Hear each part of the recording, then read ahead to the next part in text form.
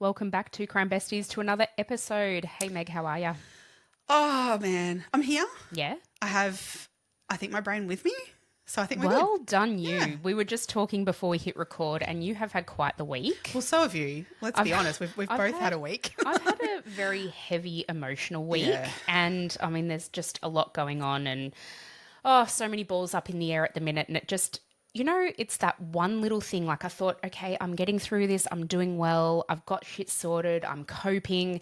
And then one thing happens, which in isolation, not a big deal. No, but it's just that's what makes the cup runneth over. It broke me. Yeah. It actually broke me. Yeah. I was crying at basketball training this week. So Hey, we've all been there. I don't know. It was just all a bit much. But Yeah. I am, sometimes a bit of a cry is all you need to then This is it, because move we have to onwards just and upwards. be honest with ourselves that Yeah. it's tough. Some days are not good. Yeah. And it's okay to feel like that and feel overwhelmed by this stuff. I mean, life is tough. Yeah. And if we don't acknowledge it, we turn into a mess at the end of it. So take care of yourself and acknowledge that things are tough. Yeah, that's and it. look, someone else will come around the corner and might have something else going on that you kind of go, oh my God, in hindsight, my stuff's shit is small, but it's your shit. It's your stuff that you're dealing with, and therefore that is your most important. Like someone else's stuff is tough too for them, but your stuff is your stuff. Peter has this thing that he always says whenever, I get overwhelmed or whatever. Yeah. He's like, you know what? Everyone has their shit. Everyone does. Everyone has their shit. It was like during COVID when people would be like, we're all in the same boat, but we're not all on the same body of water. And it's true. Like some days, everyone's got their shit, but the smell of that shit varies day to day, and and whether or not you can get through it. But anyway, I feel a lot better today. So one way I know how I'm feeling in terms of stress stuff is I've worked out, and this is not isolated to. I know I'm in a different car and I've been in for a very, very long time in the same car, and now that I'm in another car, I'm like, no, it's not the car, it's me. That when I get in the car and if I have to readjust my rearview mirror, right? Wait, I know you're looking at me weird, but if I have to readjust my rearview mirror, I know I'm carrying some stress. Oh, because you're like, my body must sit in my my chair differently, and I can't. If I'm like stressed and I'm like and I'm feeling like I'm not sitting tall enough or whatever in my seat, then I can't see my rearview through my rearview mirror. Wow. Am I weird? No, not at all. I think that's really astute of you to recognise. I just don't even know that I would think about readjusting my mirror. But as I take off in the morning, like this morning, I was like, oh shit, I've got to readjust that mirror because I'm actually sitting taller now than I was last night because I've had sleep and and I'm starting my day. Better. Whereas last night when I got in my car and I was driving around with doing the fucking mirroring taxi service that I did last night, I had to readjust the mirror last night lower because I'm sitting lower. I'm tired. Our kids had footy training last night and you were saying that you haven't actually sportified your car yet. You didn't have a didn't have towels on hand. A bad for wet bodies. So how did you go getting home? The car needs a freaking vacuum now and a clean because there was dirty shoes that came in the car and grass. And because I wasn't switched on enough, like exhausted with the ferrying back and forth, I didn't say to him, take your shoes off before you get in or anything. And so I literally this morning got in the car to get out some rubbish that had also been left in the car and went, I now have to vacuum the car. Yeah, and it's probably worth waiting a day until it dries. Yeah. I feel like I might have even spoken about this on the podcast before, but my mother-in-law reckoned back in the day she used to keep a roll of black garbage bags in her car. My mum did that. Cut out the head of it and make them wear that home. I just don't know how safe that would be, like seatbelt safety wise, like slipping under, I don't know. Yeah. I don't know. Anyway, that's true. Well, back in those days, they probably just didn't even have car seats and stuff either. So yeah, that's it. It was a free for all. How we all survived, I do not know. Oh God, no. No, I think at one stage we had the full conversation with my parents about the car seats. Like what car seats sort of did we have? I don't remember us having car seats. And Mum was like, "You didn't." Or there was like this Moses basket thing my mum used to have and just plonk on the back seat. Doesn't that blow your mind? Absolutely blows my that's mind. crazy. I still remember like a booster seat that I had, but it was literally just like a plastic bum bit. Yeah, that's it. It was literally a booster. Like it was boosted your bum up a bit, but there was no back of it. Or no extra safety. I don't even know what the purpose of it is, just so it doesn't cut your neck off. Yeah, like, so you were just higher up for the seatbelt. Yeah. But in terms of a car accident, you're fucking screwed. I still remember it was tan with a really nice mission brown like seat pad. Yeah. Well, I think too, like back to like, I mean, these days, if you're going to take extra kids, it's like, did you have enough car seats though? Like I had to take yours and another and Brody, and I like had to make sure I had my extra car seats in the car to like have them all to have boosters, and and they're 8 years of age. Like they're not like they're little kids. And I was thinking about it going, by the time I was like 8 and my younger brother was 6, and my older brother would have been like 10, and the next door neighbour's kids, so the 5 kids plus an adult would all pile into the one car to get driven to school every morning. And one of those cars was a tiny little Datsun, plus the school bags. Like, where did we all fit? On each other's laps, probably. Literally. We would have piled on each other's laps, and that's how you just would have. But I remember that was just normal back in the day. You would just have 4 or 5 kids in the back seat. Yeah. Let alone the back of a ute. Oh, fun we used times, to do that too, this week, we are doing an international case, but I just wanted to touch on before we get going, because it'll be annoying if I talk about this mid-episode. But how much do you love an accent? Oh my gosh. I love an Irish accent too. I work with an Irish lady, and I just, I love it. I work with an Irish lady. So my Irish friend is the one who suggested this case, a tractor. Yep. Oh my God. I could listen to her talk all day, every day. Same. Yeah. Oh, it's just glorious. What I also love about the Irish, though, isn't just their accent. It's their turn of phrase at times, and just their backwards way of coming at things occasionally. There's actually, for this particular case, at the very beginning of like one of the documentaries for this, there's a guy who says, so I was the last person to see her before she died, except for the other person who saw her. Yeah, I know. I remember watching that. It is so funny. I'm like, oh my God, I love that. So Irish of him. Yeah, I didn't kill her. No. I was the last person to see her alive, except for the person who killed her. Person. Yeah, other than the other person. And I love it how they go like at the end of everything. It's so good. Love it. It's so good. I love an accent. And then obviously there were French accents in this too. Beautiful. It sounds so elegant. And they can say anything and it sounds delightful. I know. It's just nice. And then our accents I find are so harsh. You know when you go overseas and you're talking in an Australian accent and it does sound so harsh against other languages. I'm like, oh God. Definitely. Oh my gosh. Yeah. Have you been to Ireland? No, I haven't. Peter's been, hasn't he? Yeah. Yeah. I didn't get to Ireland. I've been to Scotland, but didn't get across to Ireland. I really, really, really, really wanted to go because I think it would be stunning. I mean, just looking at the landscapes from this case, it looks beautiful. Yes, absolutely beautiful. It's on the list for sure. Yeah, definitely. For sure. Yeah. I do have some shout outs for today before we get started with the case. So we've had a few coffees bought for us by Balloon Joy Adelaide. Please check her out on Instagram. Oh my God. If you're having a party in Adelaide, you need to get onto this lady because her balloon installations are phenomenal and she's got so much variety in there. It's balloons and it just looks so effective and so amazing and so creative. Incredible. Amazing.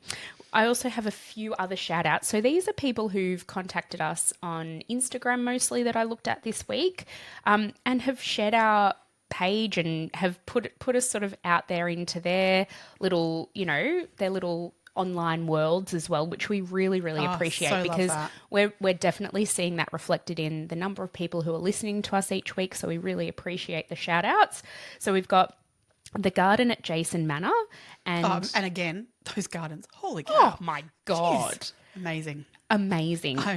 I am the last person who can garden, and so I very much appreciate people who can. You like looking at that I love going, looking at beautiful gardens going, if only I could. and a country mum. So I think Yes. the Garden at Jason Manor account, the lady from there found out about us through a country mum who's a Queensland mum living on the land. Yeah. And again, I just love the aesthetic of their Instagram pages. Totally. They're amazing. So give them a follow if that's the kind of content that you like. And also we had Leanne Robinson and Trish Muscat who sent us some really lovely messages as well. So thanks so much, guys, for your support and for contacting us. We love it when people want to engage. Absolutely. So please keep that coming. Yes, and we were just saying before that we get blown away by people like contacting us and telling us they're enjoying the podcast, because we have moments where we're like, we don't believe that people listen. And then we look at our analytics and go, oh my God, but they are. People are actually listening, and it's growing week on week, and we just, it blows our minds. Absolutely. This morning I was chatting with I do BFT, body fit training, and I was talking to a couple of my gym buddies this morning. So a bit of a shout out to Fee, Erin and Jules, because they all listen. And Fee was saying to me this morning, she's like, how do you have time to even do this? She's like, do you just have an ear pod in all the time and be like, nope, sorry, don't talk to me. I'm like, I wish. Yeah, I know. I get caught out sometimes at work. I'll have it in like while I'm doing stuff. Then someone will come into my office and I'm like, and they're like, oh my God, sorry. Like, as if like I'm doing something like, work oriented on there. I'm doing that, oh, no, come in. Like I need to stop doing what I'm doing. It's fine. It's fine. So look, we do our best. We were talking this week. Neither of us have had probably the normal amount of time we would have to research this week, but we've done our absolute best, and we have to fit it in and around everything else that goes on in our lives. I was up until really late last night, and then I was up early this morning for gym. So I just sort of, we fit it in where we can. We run on the smell of an oily rag. We'll be right. Thursday nights for me are always just a bit of a shocker. But yeah, exactly. Ahead of a Friday recording. But that's where like you kind of, I feel like, you get through a week of like that, of like where I'm like trying to fit it in and everyone feeling like, we'll have an episode today. Absolutely. Like, kind of stuff. But like, you feel exhausted by it, but then you get those beautiful messages and you kind of go, well, it's worth it. Yeah. Like, if we're putting in this effort, but people are enjoying the effort we're putting in, then we'll keep coming back and keep doing it. Yeah, that's it. As long as people still listen, we will still make the podcast. Absolutely. So thank you. All right, let's get into today's case. So today, now, I'm just going to straight up, we will probably butcher names today. Oh, 100%. And names of places and of people. There'll be places where at times when I just go like, and I said it correctly. I did. Just mumbled it. So we're really sorry. We're really sorry in advance. We are going to do our best. Yeah. So today we are talking about the case of Sophie Toscan du Plantier, who is a French lady who was murdered in West Cork in Ireland. Now, the name of the place where she was murdered, can we just clarify? Because I've heard it Skull and Shoal. I think it's Skull. And I was going with Skull. Yep. Okay, cool. So the only reason I'm saying that with such conviction is because I actually went on to, you know how you can like Wikipedia things, and they've got and hear it, and it was Skull, and then most of the documentaries were Skull. I think most places, and then more so like if I heard English or Irish people saying it, it was more often Skull. Yeah, but then I'd just be like, oh, but someone else is saying it a different way. Like, I'm pretty sure it's Skull. Cool. So Sophie Bugnol was born on the 28th of July in 1957 in Paris, France, to parents Marguerite Bugnol and Georges Bugnol. Georges was a dentist and Marguerite was actually a deputy mayor for the Central District in Paris. Oh, my God. Yes. Wow. So, my God. What an impressive woman. Yeah, and you can absolutely tell in interviews with them that they are a professional couple. They're very well spoken. Yeah. I mean, obviously they have had an enormous tragedy in their lives, and it has, taken definitely effect. Impacted them. Absolutely had an impact. Yeah. But they are really lovely, down to earth people. Yeah. Sophie had two brothers, Bertrand and Stéphane Bugnol. Stéphane has sort of stayed out of the limelight a lot. He hasn't done a lot of media interviews, but Bertrand has sort of been a bit of a family spokesperson, and he's definitely sort of been at the forefront of getting Sophie's case out there, I think, and for pushing the police along, and certainly helping Sophie's son, Daniel. Yes. Pierre-Louis, sorry. Yeah. getting myself already confused. That's all good. Pierre Louis, and to find some resolution for the family and get some, I don't know, justice, if that's what we can even call it, for Sophie. Yep. All right. Alrighty. So there's not a lot out there around Sophie's upbringing. I know it was a fairly pleasant upbringing. They lived in an apartment basically in the centre of Paris. So you can imagine maybe what that might have been like. Imagine growing up in Paris. I mean, I remember standing in Paris like going, this is a whole other world. Like, how do you get used to seeing this every day and walking to work? Or, like I remember to school. Oh God, I just kind of like, I don't know. Melbourne's a nice city, I guess, but geez, nothing like that. No. It's impressive. Like just, wow. Yeah. So Sophie was a filmmaker, a producer, and I guess in a way sort of a writer. She did a lot of writing. She had some really interesting ideas for things that she wanted to produce. So she wanted to produce a series, and this was, I think, not long before she passed away. She was trying to get funding for this project, but she wanted to produce a series on body fluids. So she wanted to produce a series of individual shows all about different body fluids. So like blood, pus, semen, urine. So I think she was quite eccentric in her interests in that way. Yeah. And maybe a little liked things on the darker side, maybe. Yeah. I'm not saying that in any way that was her personality, because by all accounts it wasn't. No, because I did read like there was a particular piece that she wrote not long before she passed away. That was very detailed around how she had seen a particular animal that had been attacked by another animal and found on the side of the road or something, or a path out where she was walking, and it was quite gruesome how she described this. So I think she had a side of her, like that she played with in writing and in her work that was on that darker side. Yeah. So Sophie was married very early on. What was her first husband's name? I've just had an absolute mental blank. Hold on. I can't remember. No, but I'll pull it up off the top of my head. Thank you. And they had a son together, but their marriage only lasted about 12 months. But they did have a very amicable relationship in terms of raising their son, Pierre Louis. Yep. They divorced. Pierre Louis was young, and his account of his upbringing is that he had a really, really close relationship with his mum. Because it was just the two of them for such a long time, they were incredibly close. He lived with his mum throughout the week and then used to see his dad on the weekends. When Pierre Louis was around 10 years of age, I think, Sophie met a very famous director named Daniel Toscan du Plantier. Did you find his name? Nope. Okay. I don't think actually. Now that I'm looking at it, I'm going. I don't think I actually read it. I don't think I have heard his name. No, I have. Yeah, I have it's heard not his in name. Wikipedia. It's not on anything that like. It's not coming up. It just brings up Daniel whenever with me searching it. Yeah. Okay. Yeah. So Daniel, being her second husband, very famous film producer in France, one of the biggest producers in France. Yeah. He owned a production company. He also did some directing and lots of different things within the film industry and was very highly regarded. Yeah. He had such a high profile that one of his best friends was Jacques Chirac. So the former, well, at the time, current my biggest president. memory of him is like, and the winner is Sydney. Yeah. I always go back to like those moments. Yeah. I love that that's where your brain's gone. Yeah. With that one. Yeah. So look, he lived a certain life being that he was in the film industry.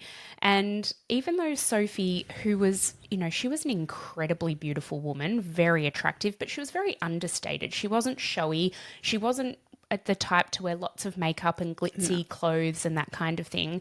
But she sort of did keep in the background a fair bit, but would still attend certain red carpet events and all of those clearly things. a natural beauty though too. She did not need a ton of makeup to be able to just pull it off at those events either. So she was stunning like that. But she didn't feel comfortable in those environments. No.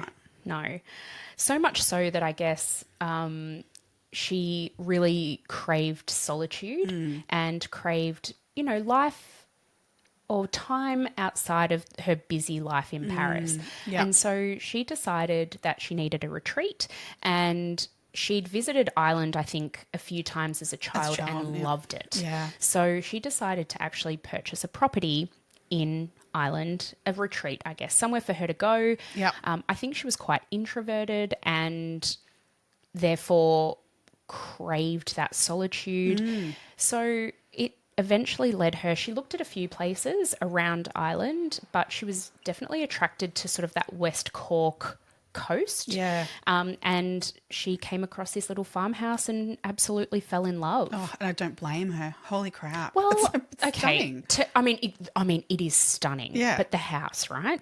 No electricity. Yeah.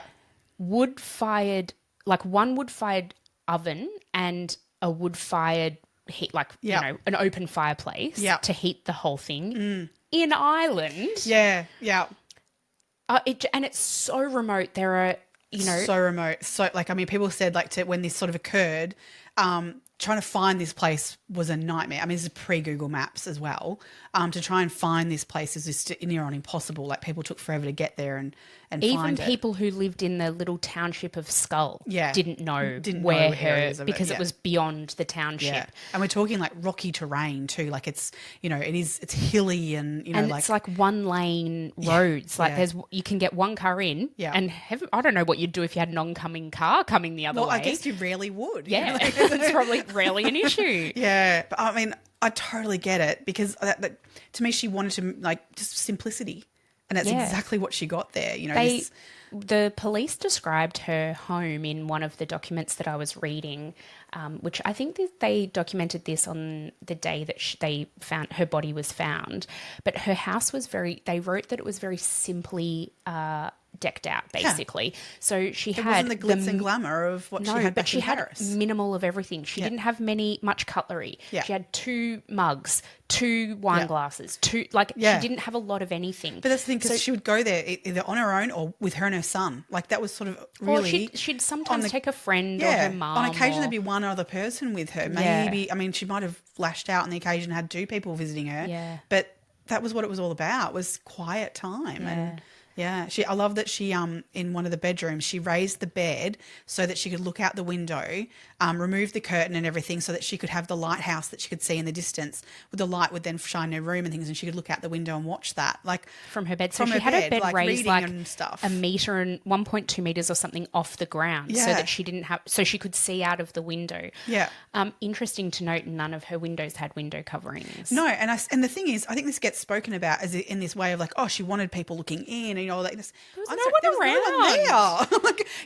There's this, the comment I think in one of the documentaries was she was, what this French woman might be wandering around naked in her house, because it's what French women do. And, I'm sorry, but it was living there, on odd occasions. She wasn't there for long. She'd go for small trips and things. And when she was there, she was alone. She didn't need curtains. There was no one wandering past. There was no road out the front and cars driving past. Good on her. Have the fresh air and the fresh light coming through your house. Sorry, but who's saying she was walking around her house naked? Oh, that's what's implied by it. Fuck off. Yeah, and it's she wasn't. No. Oh, and even if she was, who cares? Why would you comment on it? No, this is it. It was so to me it was such a misogynistic kind of approach. This of she had no curtains. Absolutely. Whatever. She can do what she wants. There was no one else out there. Her nearest neighbours were, I'm going to say close in inverted commas, but they were still a decent walk up the road. Oh, there was across the other side of the road. There's no way they would have been able to see in from where they were anyway. Especially this particular room where, that they were commenting about, because it was up high. And it looked out away from the other house. Yeah. Which she probably wouldn't the have way been the able hill to see fell, kind of stuff. It would you just would have a clear view of everything. Yeah, whatever.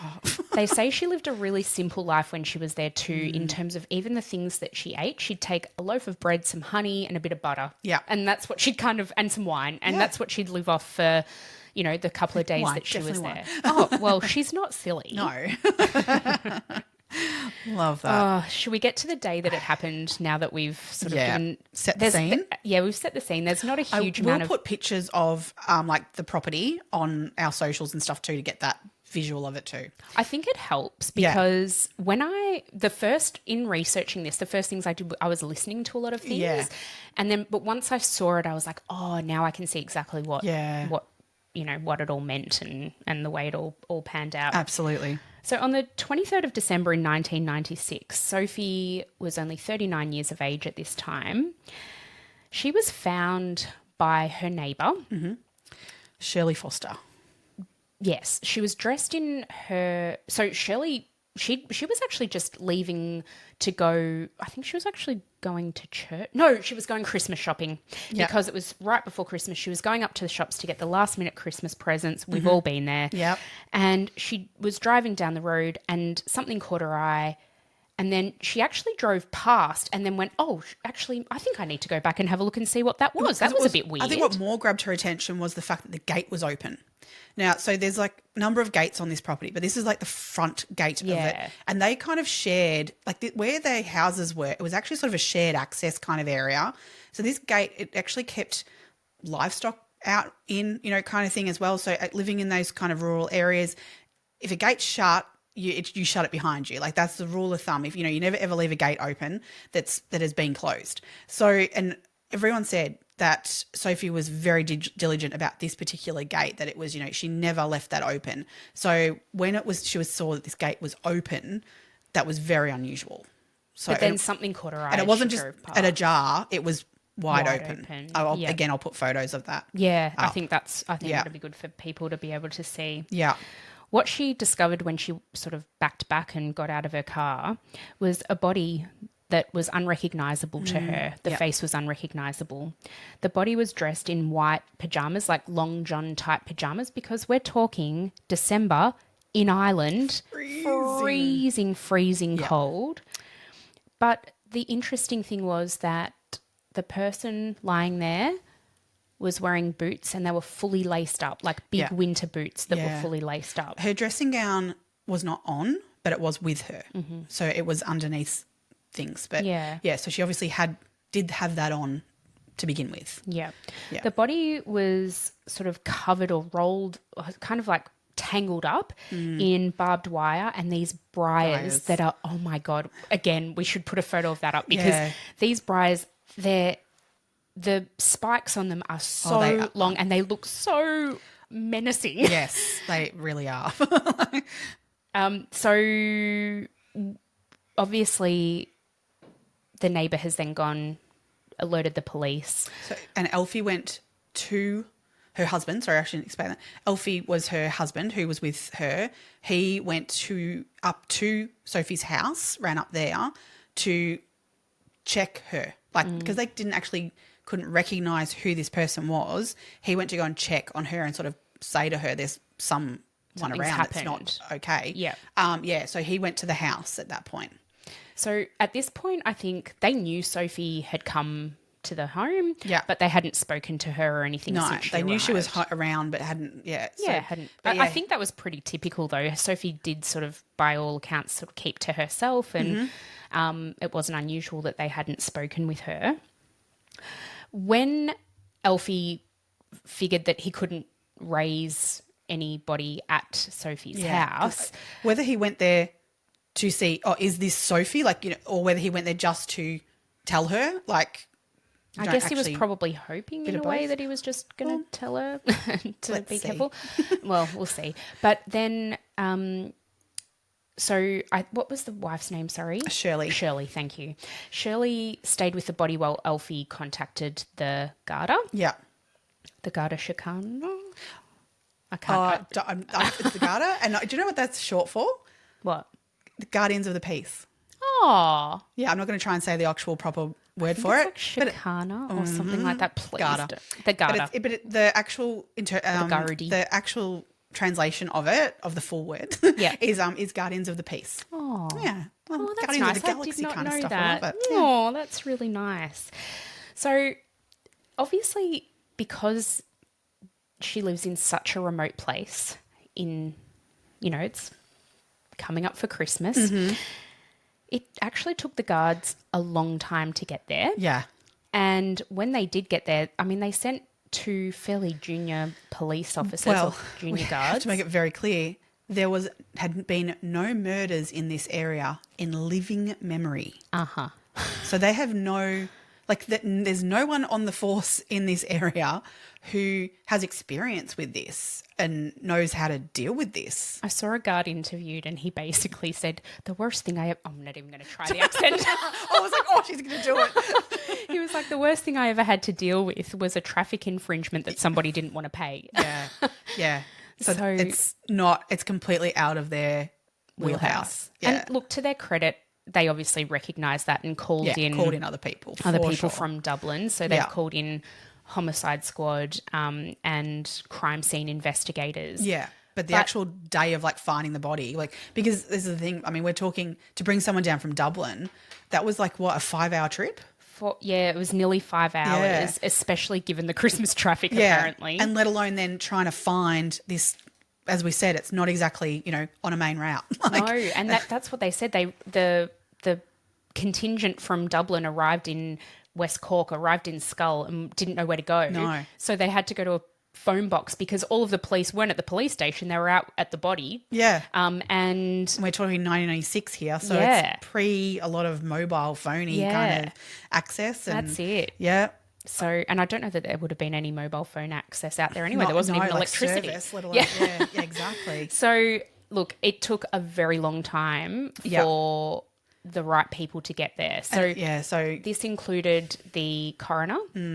Now, the coroner, it was his birthday on the day on the 23rd. Yeah. And so he wasn't actually at work. And there was one coroner for all of Ireland. You're joking. No. I didn't realise that. I just figured there was this guy was the closest one. But no. He was the one. Oh, wow. And it was his birthday, so he had the day off. So it wasn't until the 24th that he actually got down there. So her body remained at the scene, uncovered, nothing was done to protect the scene. They went to... One of the guards went to the local hardware store and got a tarp because it had started raining. Mm-hmm. And they covered the body with the tarp, but they didn't seal off any of the crime scene. People were walking all over, touching things. And because anytime anything happens in a small country town, bloody everyone knows about it in about 30 seconds. Yes. And so many people, we'll get to this a little bit later too, but a lot of people turned up and were just wandering around, having a look, going up to Elfie's place for a coffee or a tea. Yeah. But so her body was there for 28 hours. 28, yeah. Which is just, as a crime scene is one thing of the damage that would cause to the crime scene, but just also as her family, to know that then she was just, I don't know, just left there. That's awful. Yeah. Ugh. Horrible. Yep. Oh, so when, I guess, the more expert police arrived, so we're talking coroner, homicide squad and crime scene investigators, they took control of the scene and started to gather some evidence. Mm-hmm. They tried to establish a time of death and they were looking around to see what had happened. And what did they find at the crime scene? So at the crime scene, obviously, as we said, they found her dressing gown laying on the ground, but there was also this there was a lot of blood. Mm-hmm. There was a particular block, a concrete slab, which I think weighed about 23 kilos. It was pretty hefty, which they believed was used, and also a piece of slate, which was very bloody, that was found near the body as well. So these are obviously the weapons that were used, and clearly they're weapons that weren't brought with this person. They were clearly ones that were found around where the body was left.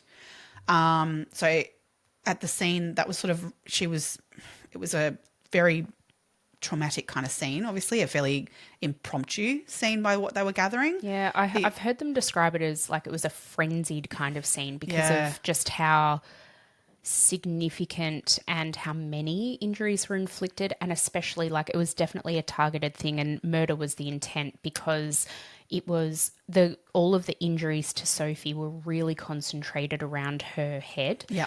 And so that they think at this time, I guess, upon first inspection, that 23 kilo cement concrete I don't know, block or, Yeah. you know. I've got photos I can put up as well again of that. Yeah, they're like, Yeah. that has been literally dropped on her head. Like, that's And how so she's died. Looking at that, someone's got to be pretty strong to be able to do that. So the other things they found at the scene, which including the house, etc. The house itself, there was found a smear of blood on now back and front of the house is confusing because of the way it is, but we'll call it the back. It was the less used, less obvious door of the house. There was a clear front of in terms of if you drove up to the house, there is a particular door you would have gone to enter the property as someone, I guess, as a guest, whereas someone who lived there differently might have used the other door, but it wasn't a door you visually saw as you approached the house. Yep. So there was a smear of blood on that door, which turned out to be Sophie's. But how that got there and where this attack began or what have you is then interesting. Interestingly, there was no other evidence found around that blood smear, so No. it's not like they could see. I mean, I guess it's there was hard a because struggle there or anything.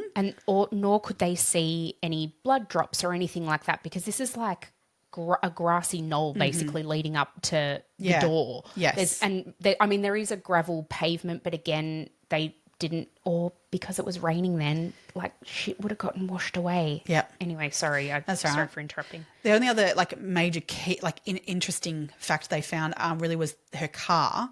The car seat in the front driver's seat was pushed right back. So Sophie wasn't a particularly tall person. I couldn't tell you how tall she was from my notes. I think she was 5'4". 5'4", so it's pretty much ish where I am. Average, average height kind of for a woman. Whereas the seat was pushed right back to sort of indicate the potential of someone of 6 foot plus had maybe been in the driver's seat potentially. Another thing that people talk about that was seen was that there were 2 wine glasses on the drying rack of the sink, which personally I don't think is anything. I know there's sort of that people take this as an indication, there was someone in the house that she'd been having a glass of wine with. But to be really honest, let's say she had a glass of wine the night before and that sat on the sink and that was red wine, that she'd had and that was still sitting on the sink and hadn't been washed up yet. And the next night she decided to have a glass of white wine and didn't want to use the same glass of red wine. or whatever, but didn't want to use the same glass as the night before. And so that when she's washed up both glasses, they've gone on the side of the sink and turned up. I just don't think that is evidence of there being necessarily a second person. How many times have you left dishes drying in the dish rack? Every freaking day of my life. There was a really clear, people were very adamant. So clearly there was someone else there, because there was 2 wine glasses. I don't think that indicates necessarily there was 2 people. You can't rule it out, but I definitely don't think that that's an immediate, there were 2 people there. The other thing that the police noted when they were looking at the house during the investigation on that first day was that there was no sign of an assault within the house. No. There was no sign that there was anybody else at the house. Everything was neat and tidy where it should be. The bed was made. There was nothing crazy. Now, sorry. No, keep going, sorry. I was just going to say the one thing that sort of did make them go, oh, that's a bit strange, is that her keys were in the back of that front door. Yeah. So they're like, did she use the keys to unlock a door because someone's knocked on the door, shut it behind her and go outside, and then the assault has taken place? Or did she just always keep her keys in the back of that door and that's just where they stayed? See, some people do that. I mean, I know I had a lock at a particular house I was at that, a key always stayed in it, on the inside that was just how we locked it and unlocked it internally. So I don't even know that necessarily says anything. The other stuff that we need to look at too is that there was lights on in the property at night, and clearly, I mean, this is winter, middle of winter in Ireland, it gets really dark, particularly out in an area like this, very, very dark. So there's no street lights, there's no ambient lights, nothing. So there were lights on at night. However, when they found her body, all the lights in the house were off. So let's say, she had a phone call with her husband at about 11 p.m. Might have been a 2-minute phone call, might have been a half-hour phone call. We don't need to know really. But if she's awake at approximately 11 p.m., it would have been dark as dark, right? So she's gone to bed quite late at night, let's say, or been interrupted at that point, still very dark. If that's when an attack has occurred, there would have been lights on, right? even if something, say, has happened down at the gate and she's exited the house like with it, because she's obviously got her boots on, she's going outside, like she knew she was going outside. She's not just, indoors with her shoes off. She's put her boots on specifically to go outside. It's worth noting that she didn't wear shoes in the house. Yeah. So we know she wouldn't have been wearing her boots inside. Yeah. So she was heading outside and knew she was heading outside. You would think there'd be still lights on in the house if it was dark for her to return to as she came back, kind of thing as well. So there was no lights on in the house. Her body wasn't found until 10 a.m. So, and sunrise was at 8:40 a.m. So the fact that we don't have a time of death because of the way the body unfortunately was sort of, was weighted until it was left for so long. But I think that we could fairly comfortably say, I think that it's happened after dawn. So we're talking more 6 a.m. to 9 a.m. sort of stuff. 8:30 maybe. Yeah, because you need some daylight. And not only to not have the lights on, the other thing is that if it was that pitch black, the perpetrator, could they have found those items to have attacked her with? Well, no, unless they had a torch. But then a torch would have potentially been a weapon. Well, that's true too. So why wouldn't you use something that was on already in your hand, which isn't the case. They didn't. So, I feel like that the time frame, it really pushes it out to morning rather than night. I agree. I think it's just, I just also said before that her house didn't have electricity. It did have electricity. It just had no heating. So sorry about that. Yeah. So the other thing was, sorry with that. No, go. So we're heading towards autopsy stuff here. Yeah. So in the autopsy, it was found that she had contents in her stomach that appeared to be cereal sort of foods, or that kind of food that had been consumed within the last between 2 to 3 hours prior to her death. So we're not talking but then again, in the way she lived, now thinking of it, maybe that's the sort of thing she would eat for dinner on the odd occasion. Yeah. Who knows? Can't rule that out. But in my head, I was like, totally, that's morning food. That's waking and then... In her house, though, they found a loaf of bread that was actually it was cut and out. So it's not like she'd put it away because it would have gone stale. In no time in that kind of freezing cold weather. Yeah. To me, she's been interrupted during a breakfast maybe while time. She's eating her breakfast. Yeah, not going to bed at 11, 12 o'clock at night or, 2 a.m. stuff. It's, I think a lot of indication there points to it being morning. Yeah. Yeah. So Sophie's family, so firstly, Daniel was notified. Interestingly enough, he sort of stayed put. He was actually at their holiday home in the south of France at the time, which is where they'd intended to spend Christmas. Which she had every intention of returning for Christmas to France. Did. She wasn't staying in Ireland for Christmas. That's right. Yeah. She was just going there for a few days before Christmas. Yeah. She'd even arranged a Christmas present for Daniel that day, the day before, on the 22nd. She'd called a gardener to come in and plant a tree outside their window at their property in the south of France, and that was going to be his Christmas present. Okay. So she had lots of plans that she was sort of, he was looking forward 15, to. 16 years older than her. Yeah. 16 years older. Oh, sorry, Daniel, her husband. Sorry, I'm talking about her son. Sorry, Pierre-Louis. No, that was my fault because I bloody that's what's did that at the start. I think. Sorry. So this is her husband. Okay, that's a thoughtful gift. I like that. Yeah, I like that too. Yeah. Pierre-Louis was actually with his biological dad at the time and was spending Christmas with him. So the way he describes how he found out about his mum's passing is absolutely devastating. This poor little boy, he found out via his dad, apparently in the middle of the night. He was in his bedroom and his dad came in to let him know that his mum had passed away. So Pierre-Louis does say that he was really shielded from everything. He never had to speak to the Irish guards. He was never interviewed by French police. Yeah. There was nothing. He was really removed from all of it, and thank God. But a level of that too is a bit of a lack of the investigation too, because he could have had knowledge of, he was the person who actually went with her the most to Ireland and stayed there. So he wasn't interviewed at all. Now, he might have been able to give some sort of mum regularly saw this person or had an argument with that person the last time we were here, or, those sorts of bits of information were not collected at that time. So I get what you're saying. Absolutely, as a 15-year-old kid, you know, to have him protected and shielded from all of that is great. But on an investigation level, I think there was some information that may have, who knows, may have been missed. But also at that age, potentially you're right, he would have had information that might have been useful. Yeah. So Daniel, her husband, finds out and stays put at their home. That is a heavily criticised decision by lots of different people. And one of Sophie's friends is interviewed for the Netflix documentary. And in that, she says she actually went to see Daniel not long after Sophie's death. And he was devastated. So by the sounds of what she was saying, he was probably almost paralyzed by and wasn't able to go there. Sophie's mum, dad and brother, Bertrand, I'm not sure whether Stefan went or not, but they immediately jumped on the next plane, I think on the 24th, over to see Sophie and identify her body. I mean, everyone's reactions can be so different. And I don't think we can judge that. Although for me, I couldn't stay away personally. No. Like I just couldn't. There would be nothing that would stop me getting there. Same. As much as what do you do? What can you do?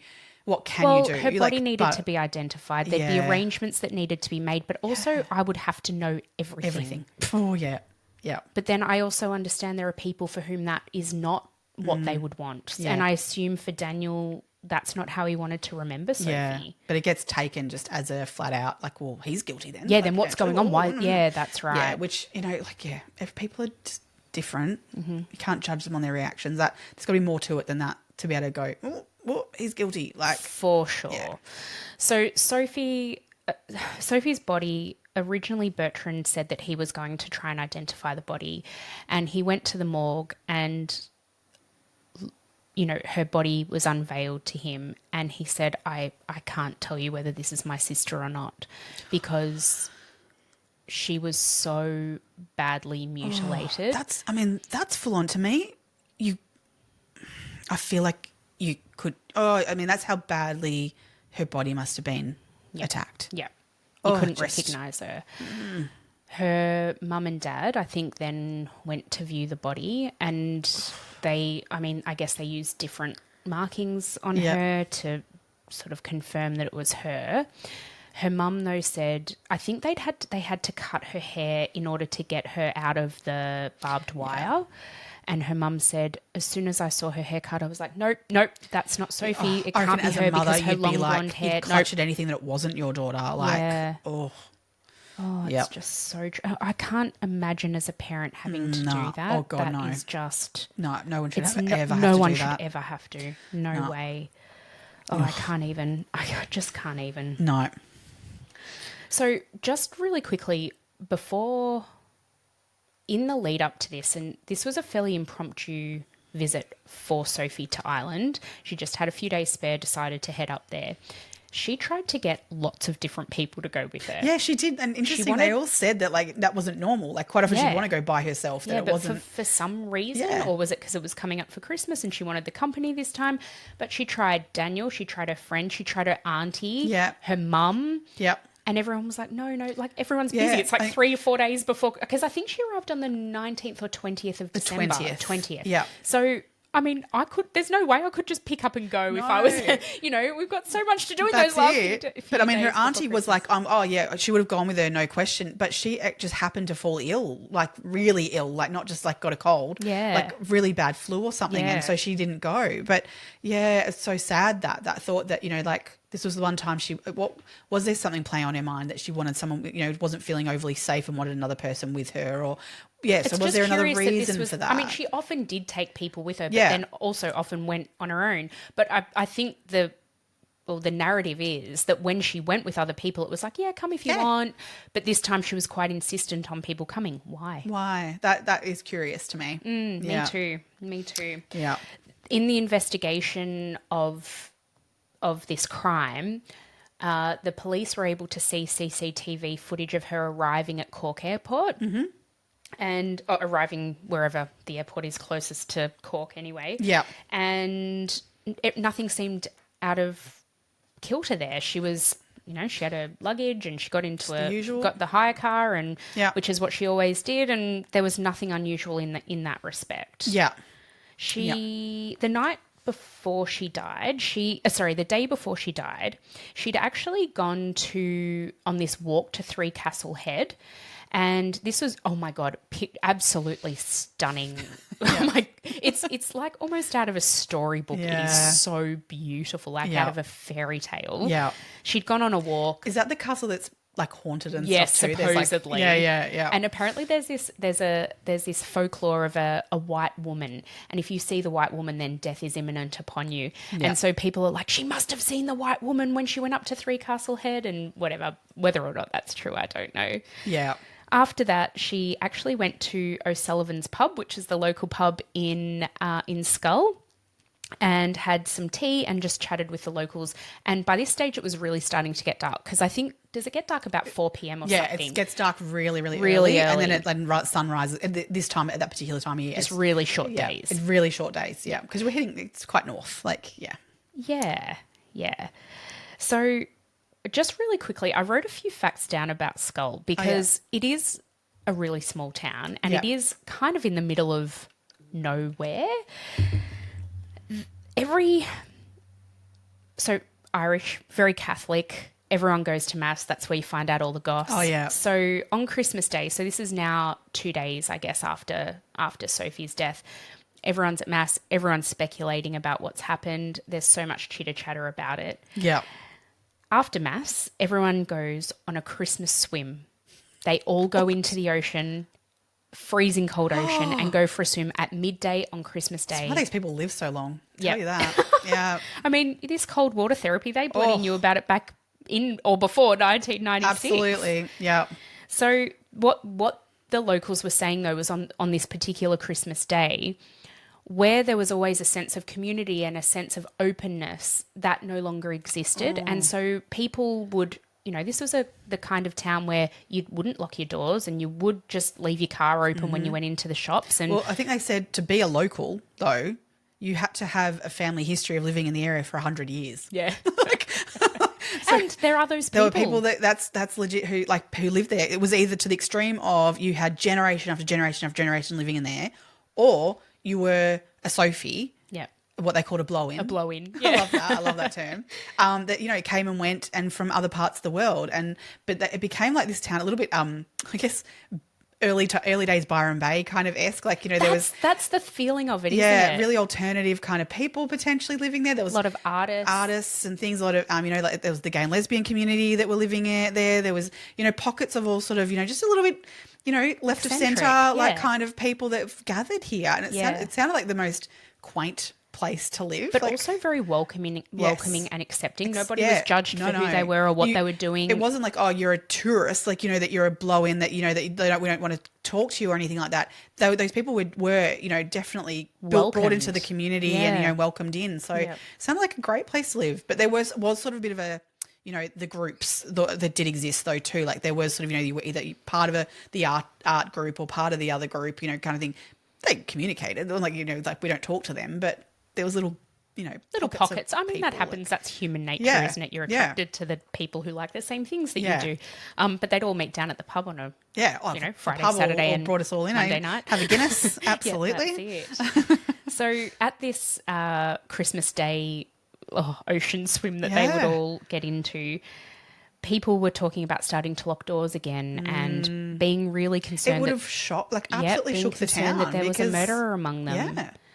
So, I mean, it really sort of changed the vibe and the feeling of the town. Yeah.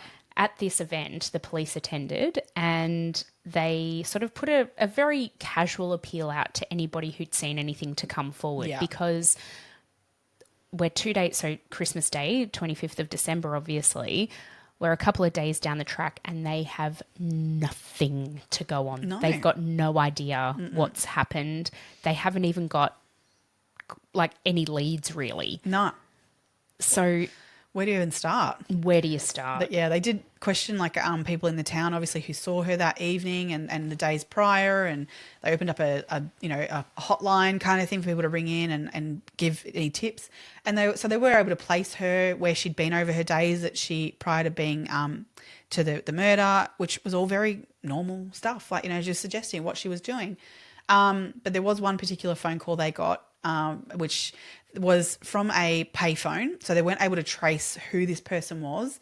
And when they left the information, they only gave their name as Fiona. And the information that she gave was that she had seen a man acting oddly at a particular bridge, which I can't say the name. Good work. Thanks. Okay, cool. On a particular bridge that was just down the road from Sophie's property. So she had seen him on that evening acting oddly, and it was a man in a long coat, tall, which met some of the criteria they were looking for in terms of the car situation.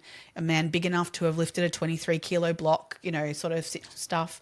And so he was wearing a black black beret and a long black coat. Mm-hmm. And so this information was really all they had at the time of like someone being in the area. So they tried to contact this, wanted to get back in touch with this woman, and she did ring a second time, I think, and give a bit more information, but again only said her name was Fiona. So what happened was she had that first phone call, but the police didn't get her number. No, they got nothing from it. They got no other details. Which you're entitled to do and give information anonymously. They actually traced the call, realised it came from a phone box. So what the police superintendent did was go on the local TV news and made an appeal and said, look, we've had this information from this person. That they didn't name more her, information, but we need more information. So if that person can please contact us.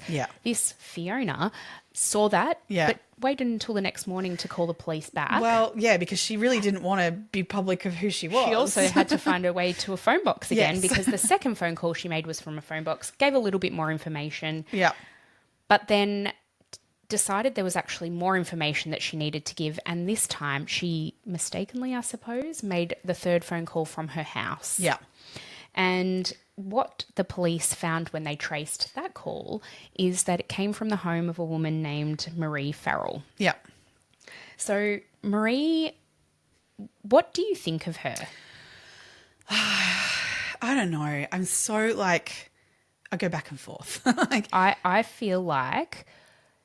So we'll get to this in a second. Marie made a statement that basically what Meg had just said, that she saw this man on Kilfata Bridge and they said to her, do you know who he is? And who did she say? Well, first of all, she said no. Sorry. Yes, she said no. Sorry. And then she rang back again and said she'd been down at the supermarket and happened to see this man again in the supermarket wearing the black long coat. And in the supermarket, in the local town, she's where she is, she's like, that's that guy. Like, who is that? And apparently in the supermarket, someone said, oh, that's Ian Bailey. Mm-hmm. And so she was able to go back. She had heard this name, but didn't know this man. Mm-hmm. She'd heard that name mentioned around town, but didn't marry up. Oh, that is that person until this person said the name. Yep. So then she's apparently gone back home and rung the police again and said, I've found the name for you. His name is Ian Bailey. So that put the cops to go and go, okay, we need to go and look at this Ian Bailey. Now, Ian Bailey is a very interesting person. He was living in West Cork, in the area. He had lived there for, I think, 11 years, I want to say. So he was an Englishman. Yes. And he decided to move, so because he was a poet, a self-described poet, his poetry's fucking shit. And the locals had been had to sit through all that at the pub every now and then because he was a bit of a drunk. He'd do it at the deli when he was going to get cold meats, and he'd be... Doesn't surprise me. Oh, well, no, it doesn't, does it? No. So he was a journalist by trade. Yes. And, he just asked him who was anything you wanted him to be. Yes. A really great one at that.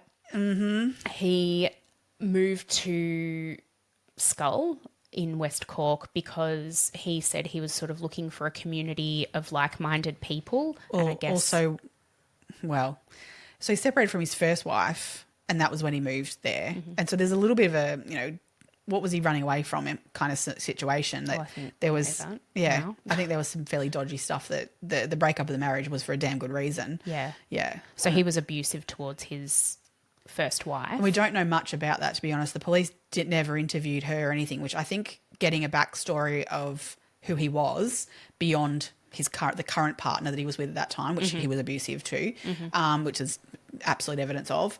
To know then what the first marriage was like, I think would give even more understanding of who he was as a person. Context, yeah. Yeah. He was living in like a little apartment or something, or little unit type of thing, cottage, when he first moved to Cork. But then he met a lady by the name of, oh my God. She went by Jules. Jules, thank you.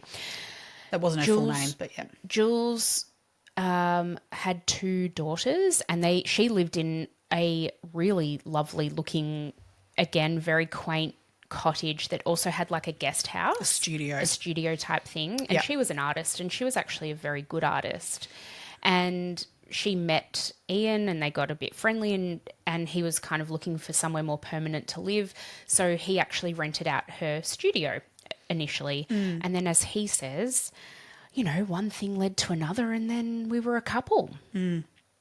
And so he's weaseled his way into the main house. Well, they ended up being together for like 25 plus years. A long time. But a very long time. Yeah. A number of occasions where, though, she was hospitalised due to abuse that he inflicted upon her. There's a really horrible story and it was a neighbour who told it. Oh, this got me in the in the Netflix documentary. But he came to a knock at the door, and it was one of Jules's daughters saying, I need your help, Mum's, like, something's happened to Mum. Oh. He goes up to the house and finds that Jules had basically been beaten to within an inch of her life. Her eye was out of its socket. That's how bad this beating was. And this poor man, the neighbour, says to this day, the little girl was kind of looking at him saying, help me. And he's like, I don't even know what to do in this situation. I mean, obviously he assisted Jules in getting medical attention, but, you know, I guess it was up to the police to do anything further, and it just never went anywhere.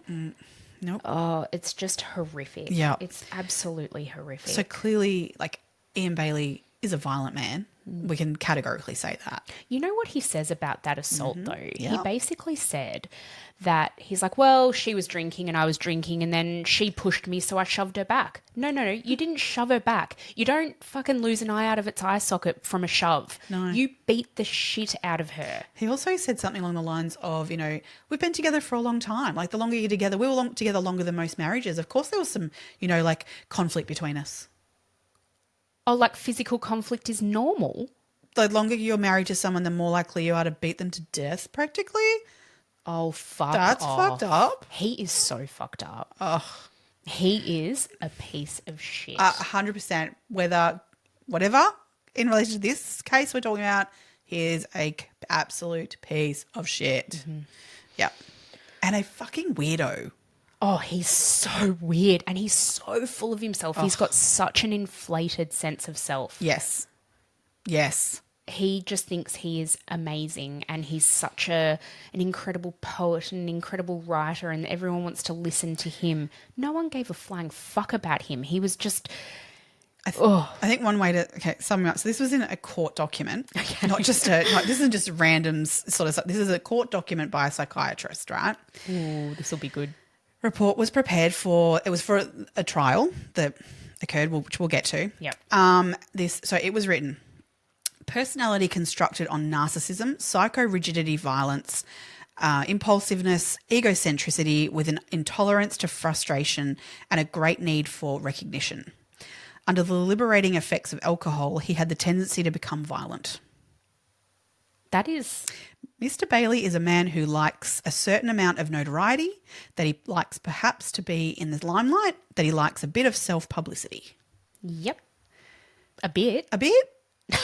Yeah. An absolute giant piece of shit. He really And is. that psychiatrist hit the nail on the head, I think, with all that being said about him. Yep. Yeah. So when this occurred, obviously living in the area, he was like, journalism, like, you know, he was like, I'll jump on this story. He wrote 6 articles, I believe, by the new year. Or was it by Christmas. It was within 2 days. I was going to say Christmas and then went, it was by Christmas. By Christmas. So we're talking like 2 days. 2 days. Yeah. He'd written 6 articles on this case. Now, there is... Full of conjecture. Yeah, a lot of stuff that was put in that, and there's photographs of him like being like in that crime scene, basically like walking in and taking photos through windows of the house, and he was more than just like getting himself involved in this situation. It was a whole nother level of him taking liberty in this, but there was stuff in those articles that was stuff he probably shouldn't have known about the case, and whether even the first news article that he wrote. Yeah. Right. So he was a freelance journalist, but he used to write a lot of articles for an English newspaper. Yeah. And an Irish newspaper, actually. But one of the editors from an English newspaper contacted him and said, we're getting reports that there's a foreign national deceased somewhere near you. Yeah. Basically, can you go and find out some more information, see what you get? He then I think it was within 45 minutes or something. It's crazy. Like at 10:45 a.m. sort of stuff. Not like, her body's found at 10 and then by 11 a.m. he had written this. He'd written an article that said she was French, which the police didn't even know at that point. They couldn't identify her. And also the name of the person that they had who owned that house was Sophie Bugnol, which was her maiden name. It wasn't her married name. So that's why it took them so long, because they didn't actually contact Daniel Toscan du Plantier until that night, because they didn't know she was that person, was the same person. that was her. Yes. Yeah. And so in the town, she was known by her maiden name. By her maiden name. Everyone knew her as because Bugnol. When she went there, she wasn't wanting people to go, oh, you're married to the well-known director, or That's and right. you're a She producer. wanted Like anonymity. No anonymity is why she went there. So she did use her maiden name just to completely have that. But But he also reported. No, he didn't report her name. No, he didn't report her name at that point. But, No. Yeah, but he did say she was French. And how the fuck did he know that? Yeah. Oh, interesting. Because according to him, they never met too. No, so he said, I'd seen her once. Yeah. But I'd never met her. And he repeated that, oh my God, ad nauseum in every interview he ever did about her. Whereas the neighbour, Elfie, also, who was one of the people who found her body, he says he introduced them. He's adamant they had at least had a conversation. But does he have motive to say that? Well, that's an interesting take, but I've got a very firm view on what I think happened. So, okay, the day that Bailey's released this, 45 minutes later, released this article, fuck only knows how that happened. Oh, the other interesting thing is, so he found out that there was a dead body. He goes to the scene and finds it straight away, which he knew exactly how to get there. He knew exactly where he was going. Yeah. No one else knew. Even the police didn't know when they were told. They were like, it took them ages to find it. And they're police for that area. Yes. Yeah. He stayed there for only a matter of minutes, and there's photographic evidence of this because the police were actually taking crime scene photo, like the local police were actually, to their credit, trying to take photos of anything. So there's actually photographic evidence of him pulling up. Minutes later, his car's gone. Yeah. So he's found out that there's a deceased body. He's found it immediately. He's gone there for 2 to 3 minutes and then been able to produce this entire article that 45 minutes later for release. Yeah, the Garda said that he did ask a few questions. Like, as a journalist, he asked a few questions, but not many, and they were odd questions to ask. I don't know what they were, but the words were that they were quite odd questions. They weren't the questions that would have gotten him the answers for writing the article. Put it that way. They didn't marry up. Yeah. Yeah. The police noted, so this is once the homicide detectives arrived, the police noted that this probably wasn't a professional hit, and the fact that it looked like a crime of opportunity by the fact that the murder weapon, which was pretty obvious, was what it was. So they're sort of thinking like, well, then how did this situation unfold? Like, what has happened to escalate to this point? Absolutely. So by January 1997, they do arrest Ian Bailey for the murder. However, they do not... February it was. February, not January. February 10th, 1997. They arrest Ian, but they release him without charge. So in Ireland, there's a law that states that you can only ever hold somebody for 2 12-hour periods before either charging them or releasing them. So they had to be very strategic in how they were going to go about this. Yeah. So I guess by Feb, they thought they had enough to question him on. Yeah. And so they've held him for that 12 hours and then had to release him because they didn't actually have enough, or the DPP, the Director of Public Prosecutions decided that there wasn't enough in what he'd told them in that 12 hours and the evidence that they'd gathered to that point to actually charge him with anything. Yes, absolutely. So it's just also worth noting as well that there were certain injuries on Ian that were noted. Yes.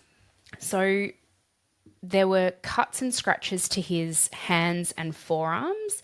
He says that he got those because he climbed a tree to cut off a Christmas tree, like cut the top of it, a pine tree, cut the top off it to make a Christmas tree because Christmas trees are really expensive to buy. So he was being frugal and fiscally responsible and cutting down his own Christmas tree.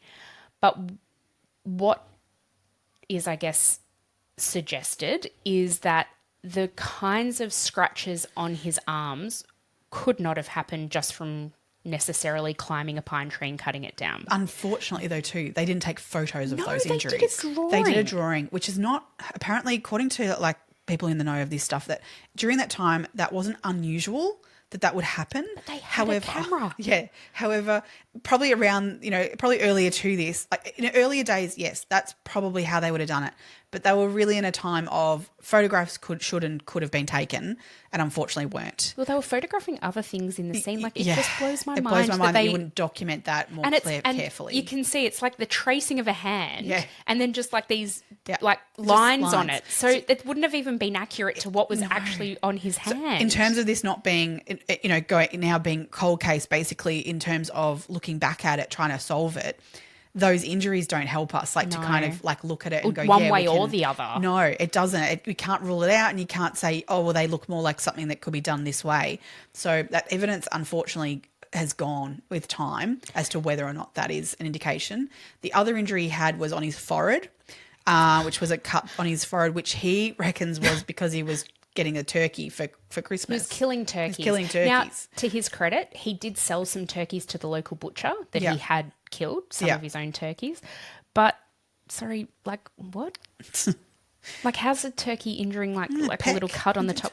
Oh, is that what he said it was? A peck? Yeah, my God. Yeah, the turkey beak had got him. But, I mean, to be honest, if a turkey's done that to you, I mean, I don't know. I reckon there's many. You'd have more than one, and there'd be scratches from their legs or something. I don't know, it makes no sense. Nothing he says makes sense. Yeah, it does. This is it. But at the same time, I don't know what to believe about him because I think he loved the attention. He loved it. He absolutely loved it. Yeah. And I think people in the town were like really quite scared of him. The people who knew him, because he was so powerful. He was so aggressive. He was huge. He was 6'4", I think. Yeah.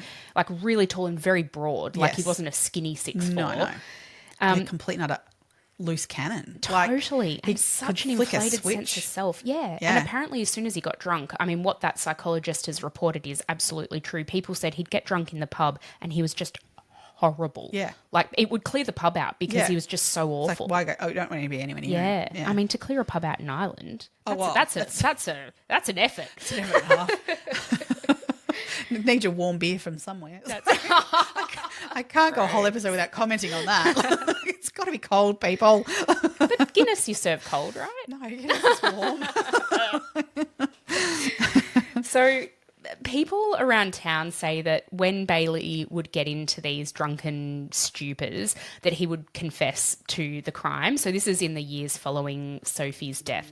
And he'd say things like, I did it, I went too far. And then he'd like sing it or he'd write, or he'd, I guess make up a poem on the spot, which, he was so bad at anyway. But he would sort of draw attention to himself while saying these things. Like, it's really weird. Yes. It's really, really strange. But the police or the Garda arrested Bailey again a year later. So now, keeping in mind, this is the second time they've arrested him and the second time they're allowed to. After this, they are no longer allowed to arrest him unless they've got new and compelling evidence. Yeah. So they've arrested him a second time a year later, almost a year later, in the January. hoping that they can push him because what they think, I guess, is they've gathered a lot of circumstantial evidence. All circumstantial. Yeah, they've got nothing concrete, unfortunately. Yeah. And they were kind of hoping, given that, they'd had all of these reports of a confession and that kind of thing through multiple different townspeople. There turned out to be 11 people in the end who supposedly Bailey confessed to in some way, whether that be in a drunken stupor at the pub or whatever.